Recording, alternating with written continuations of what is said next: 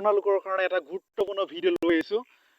আজি আমাৰ মন্ত্ৰীয়ে নিজেই ঘোষণা কৰিলে যে আচলতে গ্ৰামোন্নয়ন পঞ্চায়ত আৰু গ্ৰামোন্নয়ন বিভাগত কিমানটা পদ মুকলি হ'ব, তো একদম এটা নিজেই কনফাৰ্ম কৰি ক'লে যে কিমানটা পদ মুকলি হ'ব। যিহেতু অসম চৰকাৰে ঘোষণা কৰিছিলে যে 1 লাখ শিক্ষিত নিবনুৱাক অসম চৰকাৰে চাকৰি দিব।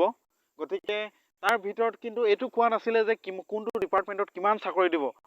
কিন্তু আজি আমাৰ মন্ত্ৰীয়ে ঘোষণা কৰিলে যে পঞ্চায়ত আৰু গ্ৰামোন্নয়ন বিভাগ আচলতে কিমানটা পদ মুকলি হ'ব, কিমানটা পদ ওলাব, সেই কথাটো ঘোষণা কৰিলে। এতিয়া কিমানটা ঘোষণা কৰিলে আচলতে, তো টোটেল পোষ্ট আপোনাৰ ওলাব 2654টা, অৰ্থাৎ 2654টা টোটেল পোষ্ট ওলাব, 3rd গ্ৰেড আৰু 4th গ্ৰেড মিলাই। আৰু কণ্টেক্সুৱেলো আছে, তাৰ ভিতৰত আপোনাৰ পাৰ্মানেণ্ট পোষ্টটো আছে। এতিয়া তাৰ ভিতৰত 3rd গ্ৰেড পোষ্ট আছে 2034টা, অৰ্থাৎ 2034টা আছে টোটেল। সেইকেইটা আছে 3rd গ্ৰেড পোষ্ট। এতিয়া 3rd গ্ৰেড পোষ্টকেইটাৰ ভিতৰতে আকৌ কি আছে যে কণ্টেক্সুৱেল আৰু পাৰ্মানেণ্ট আছে। এতিয়া পাৰ্মানেণ্ট আছে 1004টা পাৰ্মানেণ্ট আছে, অৰ্থাৎ সেইকেইটা টোটেল পাৰ্মানেণ্ট হৈ যাব। চাকৰি পোৱাৰ লগে লগে সেইকেইটা কি হৈ যাব, পাৰ্মানেণ্ট হৈ যাব। আৰু কণ্টেক্সুৱেল আছে 1300টা, কিন্তু সেই কণ্টেক্সুৱেল কেইটা হয়তো পাৰ্মানেণ্ট হ'বৰ কাৰণে কিছু বছৰ লাগিব পাৰে, তো সেইকেইটাও হোৱা সম্ভাৱনা আছে।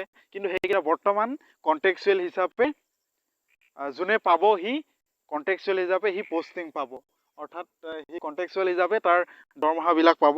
আৰু যিটো 4th গ্ৰেডটো আহিছে আপোনাৰ 350টা টোটেল 4th গ্ৰেড ওলাব। তো টোটেল হ'লগৈ আপোনাৰ সেইটো 2654টা পোষ্ট এই পঞ্চায়ত আৰু গ্ৰামোন্নয়ন বিভাগত ওলাব। আৰু বেছি দিন নালাগিব এডভাৰটাইজমেণ্টটো ওলাবৰ কাৰণে, অনলাইন ফৰ্ম ফিল আপ হ'বৰ কাৰণে বা অফলাইন ফৰ্ম ফিল আপ হ'বৰ কাৰণে।